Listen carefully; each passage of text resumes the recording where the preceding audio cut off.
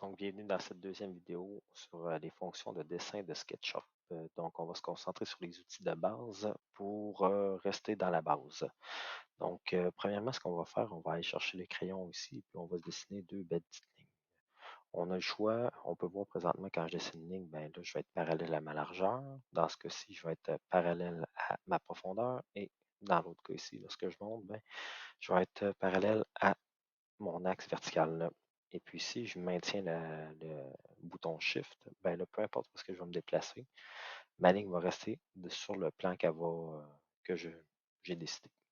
Donc, pour le commencement, on va faire quelque chose de simple.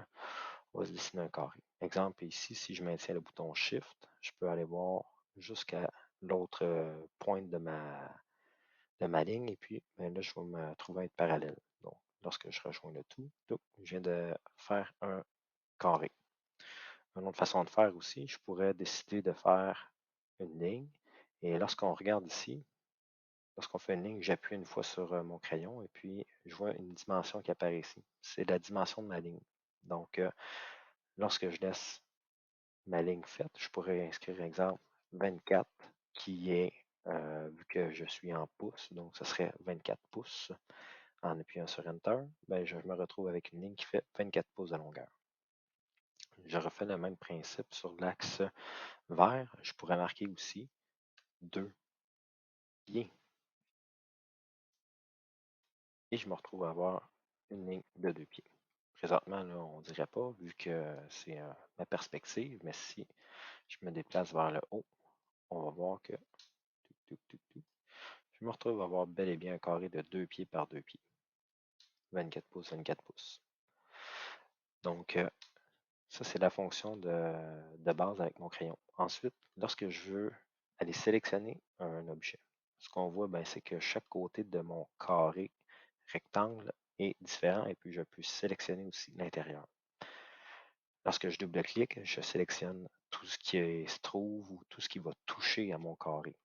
Une autre affaire, c'est que si je sélectionne seulement en cliquant de gauche vers la droite, ben, je dois inclure au complet l'objet que je sélectionne, que je désire sélectionner pour qu'il le soit.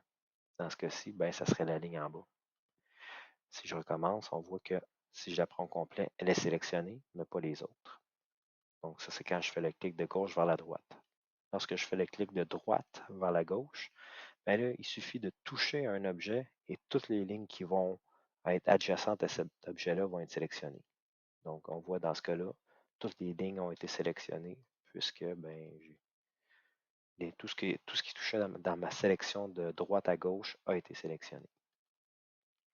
Donc, voilà pour l'outil de sélection. Si je voudrais effacer, je pourrais décider de faire soit un clic de droit sur l'objet que je désire effacer qui viendrait à être surligné en bleu, donc effacer. Dans ce cas-là, la flèche. Les bons vieux CTRL Z et CTRL Y fonctionnent aussi dans SketchUp. Je pourrais décider aussi, en appuyant sur la barre espace, je sélectionne ma petite flèche. Je pourrais aller sélectionner l'intérieur et puis effacer l'intérieur. Et puis là, ben, je me retrouverai avec un carré vide. Donc, je vais passer la fonction des arcs. On pourrait aller voir la fonction des rectangles qui est un petit peu le même principe. On voit que je peux créer un rectangle sur tous les axes, en fin de compte, l'axe que je désirais. Encore une fois, si je regarde en bas ici, on voit des dimensions qui vont apparaître. C'est les dimensions de mon rectangle. Donc, je pourrais indiquer, ben, je veux avoir un rectangle de 24 avec un point virgule par 36 pouces. Là, ben, je vais avoir mon 24 par 36 pouces. Donc, l'outil pour faire des rectangles. Les autres, là, les cercles et puis tout ça, ça marche quand même assez bien aussi, mais on va rester dans la barre.